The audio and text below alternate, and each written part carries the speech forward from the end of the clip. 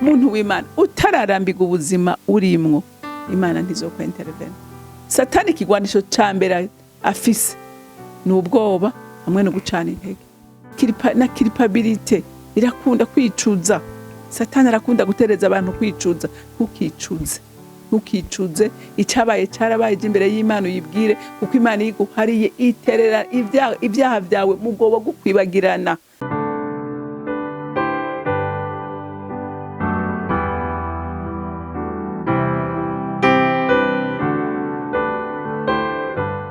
Bakunzi bahori CANAAN TV, nsubiye kubaramutsa ngo amahoro ya Kristo abane namwe. Numunezero rero kubana namwe, murabizi ko ndabakunda. Rero reka dusenge imbere yuko tuganira ijambo ry'Imana. Data, ndaguhimbaza, ndagushize hejuru. Uri Imana nziza, uri Imana idukunda, uri Imana itwitwararika, uri Imana itugwanira intambara, uri Imana, oh haleluya, iduhora hagufi uko bukeye nuko bwije, uri Imana idutegurira ivyiza, kuko uzi inzara dufise, uzi inyota dufise, uzi ivyo dukeneye, wamuduha ifunguro dukwiriye kugira ngo impwemu zacu zikomere. Mwami Imana, duhabwe umugisha waduteguriye. None mukunzi mwiza, ndagushimiye kandi ndakuninahaje, icubahiro cyose n'amashimwe yose aba yawe. Nkaba ndabisenze ndabyizeye ko vyumvise mu izina rya Kristo Yesu, amen, amen. Ego twari tumaze iminsi turiko turarabira hamwe ingaruka z'icaha, ingaruka zo kubesha, ingaruka ko iyo bivye imbuto ikura kandi kamera kandi kagera kure. Ariko iyo ugiriwe bakwe ukamenya iyo mbuto yabibwiye ayiriyo, ukayirandura, iraranduka. Haleluya, iraranduka. Rero tugira dusubire turabe ingene Yakobo yimenye, aritahura, aravuga ati jewe ko bimeze kose ubu buzima sino bubandanya bumeze gutya, reka nje imbere y'Imana kugira ngo ndayisabe ibohore umuryango wanje, impindurira amateka. Haleluya, nukuri Imana yaravyumvise kandi irabikora.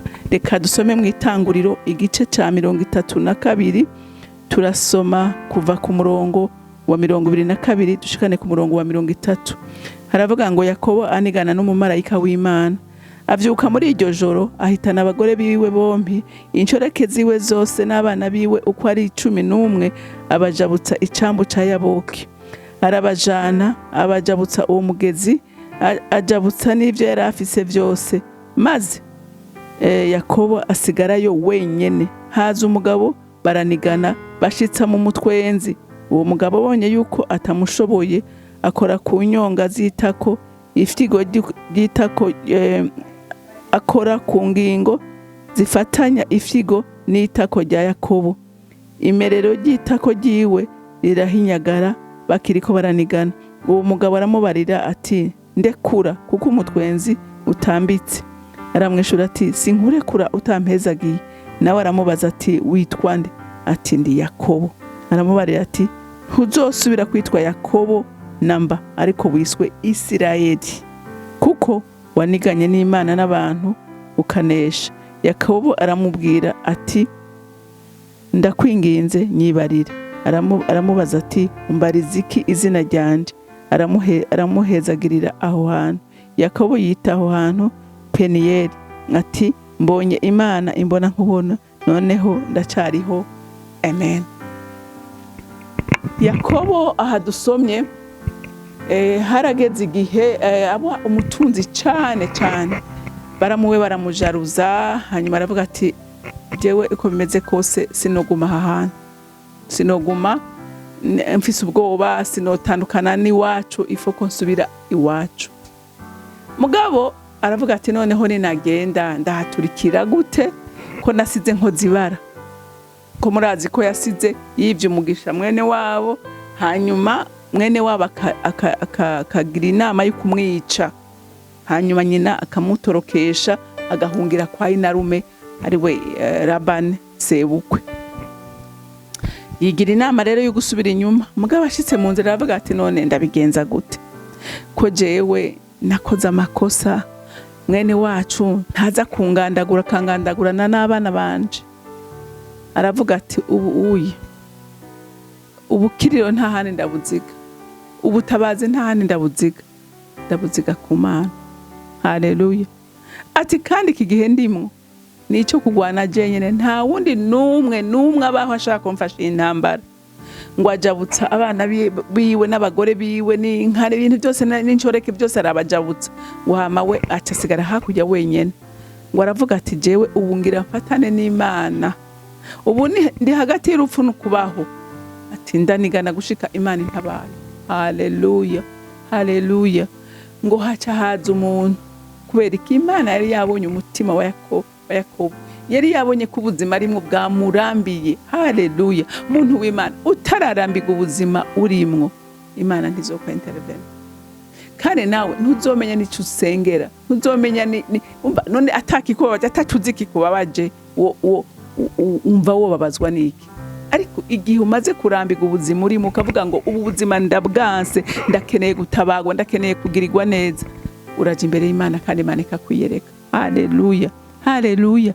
Aravuga ati ikicago kibaye kirekire, uyu muvumo ubaye muremure, umuryango wacu wahuye n'ibibazo bikomeye, uhura n'icago cyatwizingiyeko, none ndakeneye gucagagura imigozi yose icike. Haleluya. Ngo hama ngo uyu mugabo ngo ashitse ngo batangura kunigana, ngo baranigana ngo gushikaho umutwenzi uca aramubarira ngo ati ndekura burakeye kandi jewe sinshobora kuboneka ku murango. Aramubarira ati uko bimeze kose sinkwemerera, sindakurekura, ati gushika umpinduriye izina. Haleluya. Aramubaza ati none wewe witwa nde? Ati nitwa Yakobo. Haleluya, haleluya. Yari yamaze kumenya yuko ikibazo kiri mu muryango iwabo ari ikiki, ari icy'ububeshi. Haleluya. Ko ari icyago, ari umuzimubi wasagaraye ukagera kure. Aravuga ati nitwa Yakobo. Aramubwira ati koko uri Yakobo. Ati rero ko wimenye izina nanje ngira ndari guhindurira. Ati ntuzosubira kwitwa umusumu ukundi, ntuzosubira kwitwa Yakobo ukundi, ati wiswe Isirayeli. Haleluya, haleluya. Imana imuhindurira izina. Kubera iki? Kubera yimenye yitahuye, aramenya umwansi wari waramenya icyabatsikamiye. Hanyuma Imana igira iki? Imana imugirira neza. Muntu w'Imana nukuri utarimenya, nubu ndabisubiriye kubivuga, nzokwama ndabivuga, nzokwama nsemerera, ntihabura uwo byogwa mu matwi akagirirwa neza, akibona agatahura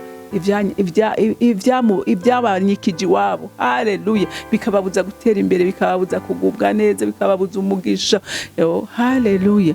Ngo Imana iramuhindurira kandi n'ijambo ry'Imana rirabitwemerera ngo yemwe abibutse uhoraho ngo ntimugaceceke, ngo ntimukarambirwe, kandi ngo ntimukareke n'Imana ngo uheme, ngo gushika igiziki iguhinduriye amateka. Haleluya. Gushika iguhinduriye. Nta kintu kibaho kibabaza nk'umuntu acika intege. Satani ikigwanisho ca mbere afise ni ubwoba hamwe no gucana intege. Haleluya. Ubwoba n'ikigwanisho ca Satani. Mwarabonye ko intango yose bwabaye ubwoba. Bwabaye ubwoba, akavuga ati yo nibabona umugore wanje baravuga ngo ni mwiza hama banyice. Ubwoba bushire mu izina rya Yesu.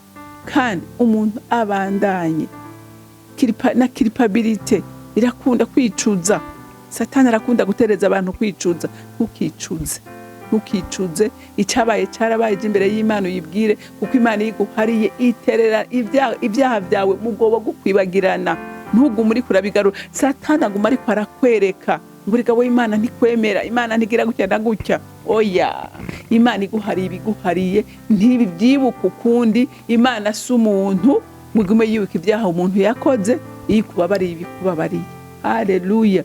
Ndagutera intege. Ibyo wagendeyemo ushobora kuba warakoze amakosa menshi ateye ubwoba, ariko ni waje imbere y'Imana ukayibwira, irakubabarira, kandi ikubabariye ntiyibuka.